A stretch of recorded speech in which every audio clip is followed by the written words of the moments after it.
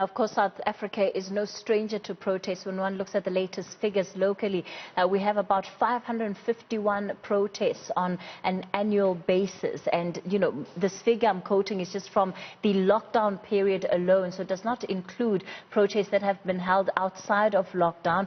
Busisiwe Zasekhaya from Right to Protest joins me now. Also part of this conversation, Stanley Malematja, who's an attorney for the Center for Applied Legal Studies. Good evening to both of you. I think, Busisiwe, let me begin with you. You know, this community is feeling frustrated. They're feeling let down by the authorities of the day, and they're deciding to protest. It's what we see many communities turn to when they feel they have nothing left. Good evening, Cathy, and good evening to your viewers. You're quite right. In a country that's been dubbed the protest capital of the world, we have a lot of protests in a day in South Africa. And the reason why protests are happening in this country is because people are frustrated, there is a lack of accountability, and there is a lack of political will. So more often than not, when you see people taking to the streets, they would have engaged with the local authorities and written numerous letters to no avail. So for them, the only means of voicing out their dissent is taking to the streets. And the norm that has been created is that only when people take to the streets do the relevant authorities come and try and fix their problems. But when they write letters over the years and follow all the necessary procedures, nothing happens. And we should be appalled as a country that this is what's happening. Stanley, let me bring you in here and take the point that Busisiwe is making a bit further. Not only do people feel that if they don't protest, nothing happens, but that if those protests are not violent, they simply won't get any kind of reaction out of the state. Sure. Yeah, I mean, you know, I think that is some sort of a given fact when it comes to protest. And I wouldn't really want to label it as violent, rather as when people engage in civil disobedience. So there's a trend, and it's not only a trend in South Africa, but across the world.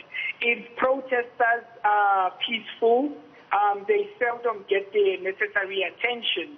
But as and when they engage in civil disobedience, that is when they get the necessary attention from the necessary people. But here's the danger.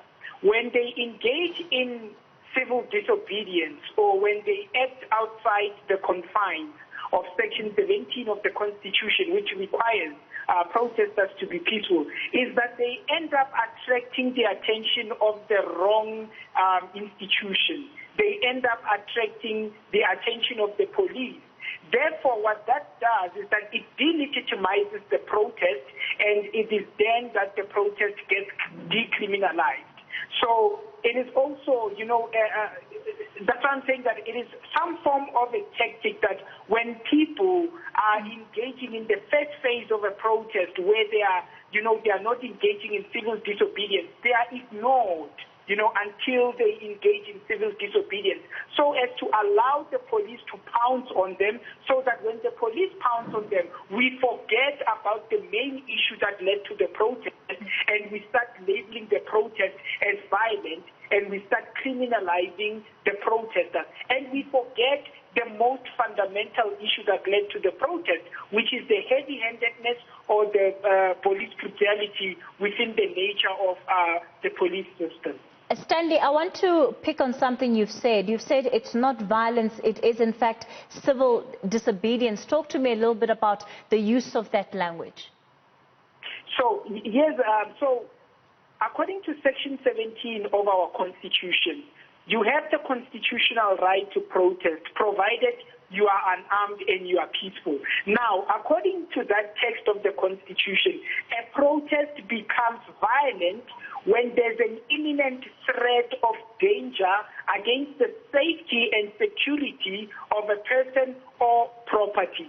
So as and when we can determine and say that there's been a safety There's been an imminent threat of injury to the safety and security of a person. That is when that we can talk about violence. But in most cases, what we are seeing in a number of protests, it is more about civil disobedience. It is more about disobeying the orders of the police when the police order the crowd to disperse. So if we look at the context of the protest and we cannot determine that actually it is the protesters' actions which led to the injury of people or property, then we cannot talk about violence in a protest. And also, just to mention one thing, when there is violence in a protest, it doesn't necessarily mean that the whole protest in its entirety, it is violent. If there are certain individuals that can be pinpointed who have decided to engage in acts of violence, they must be apprehended so as that we do not end up labeling a democratic and fundamental human right as a barbaric and violent act.